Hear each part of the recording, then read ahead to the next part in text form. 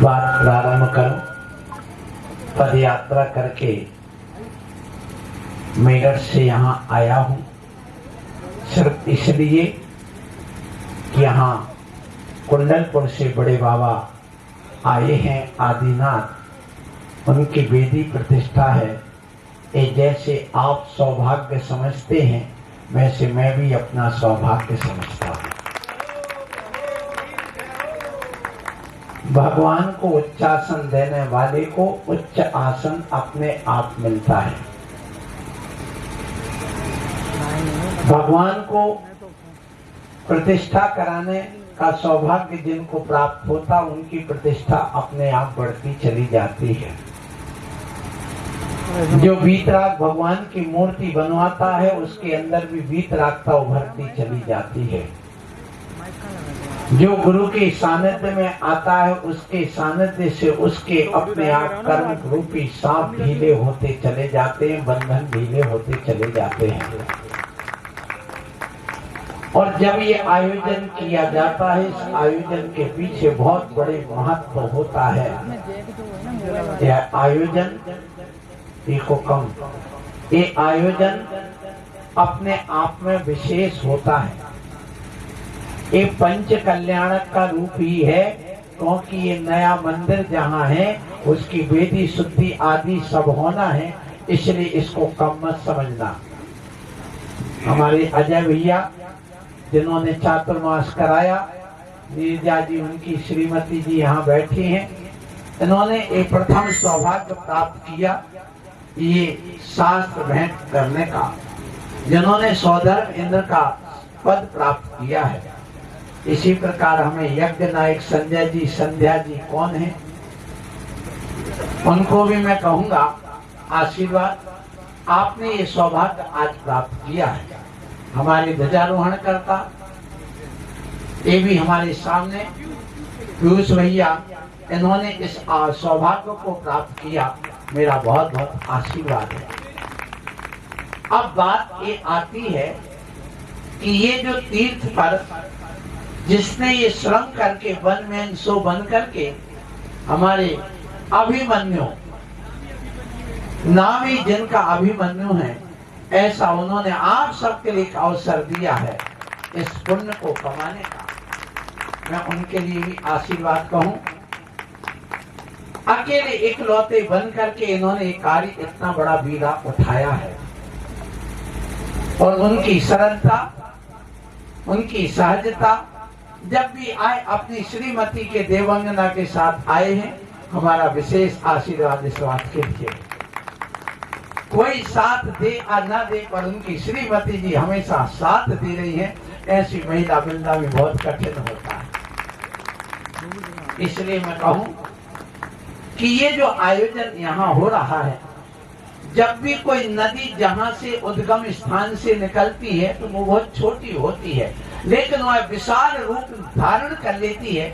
इसी बात को आचार्य गुरुवर विद्यासागर जी महाराज ने एक दोहा लिखा है, एक महान गिरिज से गिरती सरिता पहले पतली सी ही चलती है, किंतु अंत में रूप बदलकर सागर में जा ढलती है।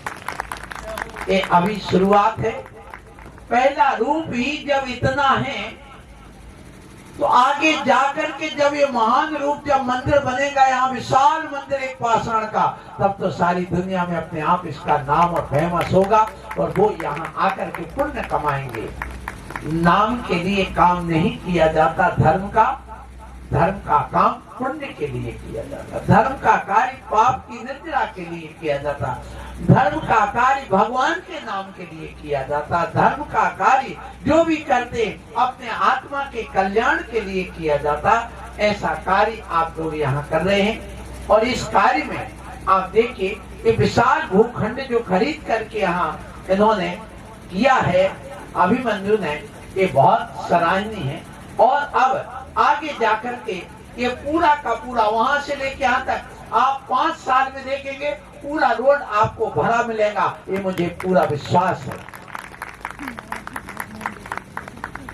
बात ये आई कि ये जो घट यात्रा निकाली, एक घट यात्रा क्यों निकाली? इसलिए कि ये मंगल घट है। आचार्य पुष्पदंत भूतबली महाराज ने एक अपने जो ग्रंथ लिखे उसकी टीका लिखते हुए वीरसेन आचार्य महाराज ने क्या लिखा है कि देखो, ये कलश पूरा भरा हुआ होना चाहिए, खाली नहीं लाना। छोटा कलश रखिए, बहुत बड़ा कलश नहीं रखिए। आजकल होड़ चली है बड़े बड़े कलश रखने की। यदि आपने बड़ा कलश रखा हो खाली है, वो कोई काम का नहीं, तुम्हारे लिए अमंगल है। तो खाली है इसलिए अमंगल है, और भरा हो तो मंगल है। आप लोगों ने सुना होगा जब कभी भी कहते अरे वो एक कुत्ता रास्ता काट गया अमंगल हो गया, बिल्ली रास्ता काट गई अमंगल हो गया, खाली घड़ा मिल गया अमंगल हो गया, किसी ने छीन दिया अमंगल हो गया। ये होता है क्या? हाँ, ये भी होता है, निमित्त रूप में, उपादान रूप में नहीं। एक संकेत है। ये माइक वाले थोड़ा सा ध्यान दीजिए। तो मैं आपसे यही कहूंगा कि आप लोग अपने इस जीवन में ऐसा काम करो कि जो आपके लिए मंगलकारी हो। तो जब भी हम कोई भी कार्य करते हैं तो ये मंगल जो हमारे पाप को गलाए, पुण्य को दिलाए, उसका नाम क्या है? मंगल। तो ये पाप गलाने का काम कर रहे हो, पुण्य को बढ़ाने का काम कर रहे हो। इसलिए आपको बताऊं कि पुण्य बढ़े चाहे नहीं बढ़े, पर माइक की आवाज जरूर बढ़ जाएगी। इतना ध्यान रखो, क्योंकि लगता है ये सब नए नए ऑपरेटर हैं अभी, इसलिए ऐसा होता है। सो आप लोगों को बताऊं कि ये पुण्य की बात और पाप को गलाने की बात।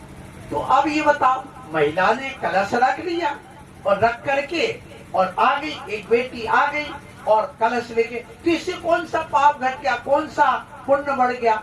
सुनो, जब जब भी हमारे धर्म की ओर कदम बढ़ते हैं, आपने सुना हो कि जब कोई व्यक्ति मन में विचार करता है कि मुझे आज मंदिर जाना, तो एक उपवास का स्नान कर लिया, वस्त्र पहन लिया, अब उसने चावल ले लिया मुंह में, इसमें हाथ में, और हाथ में लेकर के अब आगे बढ़ेगा, तो उसके लिए क्या हुआ? 100 उपवास का फल। हाथ में लिए मात चावल और अब एक कदम बढ़ा दिया, 1000 उपवास का फल है। अब देखिए, एक व्यक्ति एक उपवास करता तो कितना तड़पता है, भूख प्यास में कितनी वेदना होती वो जानता है। जब एक उपवास का इतने मात विचार करने में लगता है, और इसी प्रकार से जब ये मंदिर बनाने के लिए एक नारी कलश लेकर के आगे बढ़ रही हो, तो उसके लिए तो 1000 नहीं लाखों उपवास का फल मिला। इसलिए भैया ये ध्यान रखो, उपयोगिता नहीं बनती, उपयोगिता ऐसे में नहीं बनती है। तो मैं आप लोगों से यही कहूंगा कि आप लोग इतने महान इस कार्य को करने जा रहे हो, और एक कलश के संबंध में ऐसे वीरसेन आचार्य महाराज ने लिखा है कि ये कलश आपके पूर्ण जीवन का और पूर्ण धन का, पूर्ण ज्ञान का प्रतीक है। मतलब ये कलश भरा हुआ है, मतलब पूर्ण ज्ञान हो गया आपका। इसलिए मैं आप लोगों से कहूँगा कि आप अपने जीवन में इस कलश की महत्व को समझिए, और जब यदि नारी महिला इसको लेके चले तो वो अपने आप में मंगल है। और एक बालिका होती है, बालिका अपने आप में मंगल होती है। क्यों होती है? क्योंकि आचार्य कुंद स्वामी ने और समंतभद्र स्वामी की बात करें, उन्होंने इस बात में नहीं लिखा, लेकिन वीरसेन आचार्य महाराज ने कहा, वर्ष पृथक की लड़की, वर्ष पृथक का अर्थ होता है 3 साल से लेकर 8 साल के बीच की लड़की सबसे ज्यादा मंगल कहा। उनको तो उस लड़की के लिए बीतराग अरहंत की उपमा दे दी, जैसे उस लड़की के अंदर राग हास विलास वासना नहीं होती है 3 से लेकर के 8 साल तक के, उसी प्रकार भगवान आप में भी राग हास विलास नहीं वीतरागता है। तो ये इतनी कन्या वीतरागता का प्रतीक है और वीतराग धर्म अपने आप में मंगल है। इसलिए उस प्रतीक में उस बालिका के कलश रख करके, उसको मुकुट रख के, फिर सरसों के दाने, फिर घोड़ा मंगल का, ये बहुत सारे आगम और 9 आगम, 2 प्रकार के मंगल कहे। आगम का ये पंच परमेष्टि आगम मंगल हो जाते हैं। और जो कलश है, कन्या है, सरसों है, घोड़ा है, आम के पत्ते का बंधन 12 तक का नाम लिया है। ये जैन दर्शन में दिया गया कि वो भी मंगल है। इसलिए पहले शादी विवाह घरों में आम के पत्ते के भी बंधन वाले बांधे जाते थे, क्योंकि आप देखिए दुनिया में सारे पेड़ जब वृक्षारोपण करते हैं आप, और उसके बाद में जब वो बड़ा होता तो कई वृक्ष ठूंठ बन जाते, वो सारे पत्ते झड़ जाते। लेकिन आम का वृक्ष एक ऐसा वृक्ष है, कभी वह झड़ माने पत्तों से रहित होते नहीं, हमेशा वह हरा भरा रहता है। और देखिए उसका फल हमेशा मीठा होता है, और ऐसा वह फल जो आमों माने फलों का राजा कहा गया उस आम को। इसलिए आपका घर मंगलमय बना रहे, हरा भरा बना रहे, कभी घर में कोई कमी ना आए, इसलिए उस बंधन वाले को भी महत्व दिया। इतने महान आचार्य जब देते हैं, इसलिए हम लोगों को भी कहना पड़ता कि ऐसे कार्य में आप मंगल कार्य जरूर करें। और जब ये कलश ले जाएं, जो मुझे आज पुनः मैंने जो चालू किया वो इसलिए किया, जब आप अपने घर में कलश ले जाएं, कभी खाली मत ले जाना। क्यों नहीं ले जाना? खाली कलश लेके जाना अमंगल है, इसलिए नहीं ले जाना। क्या करोगे? पर जो यहाँ पर आप अभी भैया 81 मंत्रों से इसकी शुद्धि कराएंगे, वह जल मंत्रित हो जाएगा। उस जल को में और जल मिला लेना, और उस जल को आप अपने घर ले जाना, पहले रख देना, फिर इसके बाद में पूरे जल से वो जो कलश में था पूरे घर की शुद्धि आप नमोकार मंत्र पढ़ते हुए अपने घर में सिंचन करना। आपके सारे व्यंतर भूत विशाच आदि की बाधा और सारी वास्तु दोष दूर हो जाएंगे। आशीर्वाद। इसलिए इसको आप ऐसा वैसा मत समझना।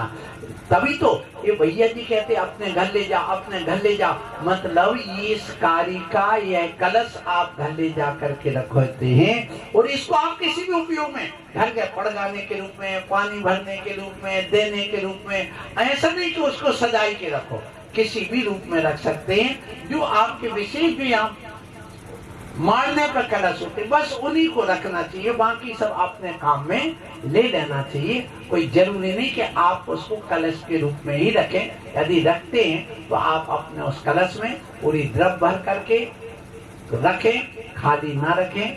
आपका यह कार्य मंगल में हो, यही मेरा आशीर्वाद है। ध्वजारोहण किया गया, पूर्व दिशा में ध्वजा गई, ये बहुत मंगल होती है। ध्वजारोहण से भी पता चलता है कार्यक्रम कैसा होना है, ये भी ध्यान रखो। इसलिए आप लोगों ने इस आयोजन को अच्छी भव्यता देने के लिए प्रयास किया है। और एक बात और कहूँगा, मैं जैसे आया हूँ, मुझे एक कोई भूख नहीं कि मेरा मान हो, सम्मान हो, मुझे कोई ये करे, नहीं। ऐसे ही आप लोग यहाँ पर जो कार्यक्रम हो रहा है, इसमें नहीं कभी मनु कहें कि तो भोजन को करो तब हम भोजन को जाएं, तो नहीं तो हम बैठे, हमें किसी ने कहा ही नहीं। ये क्षेत्र है, क्षेत्र पर ऐसे ही होता है। तुम कहीं भी क्षेत्र पर जाओ, तुम्हें कोई थाली लगा के बैठ के नहीं बैठा रहेगा। आप अपना कार्यक्रम अपना समझ करके करना, यही मेरा आशीर्वाद है। हमारे भैया जी कैसे कर रहे मुझे पता है, वो उन्होंने भी अपनी आप बीती बताई है, और होता है। क्योंकि देखिए, जब यहाँ कोई व्यवस्था नहीं, जंगल है, खेत है, यहाँ कोई एक कील भी लेना हो तो कहाँ जाओ? खेकड़ा जाओ। इसलिए असुविधाएं संभव है। इन असुविधाओं से आप लोग अवगत हो जाएंगे यहाँ पर, लेकिन कोई बुरा ना मान करके अच्छे ढंग से इसको थोड़ा मत समझना जो मैं कह रहा था कि नदी जो चलती है पहले बहुत छोटी होती, बाद में जाकर के बहुत बड़ा रूप हो जाता है। इस क्षेत्र पर जब आप आएंगे आप गर्व से कहेंगे इस क्षेत्र की शुरुआत मैंने की थी और मैंने यहाँ पर भूमि शुद्धि करके ध्वजारोहण करके भगवान की स्थापना की थी। जैसे आज त्रिलोक तीर्थ इतना बड़ा माना जाता है, ऐसे ही भक्तामर तीर्थ बने। बोलो महावीर भगवान की।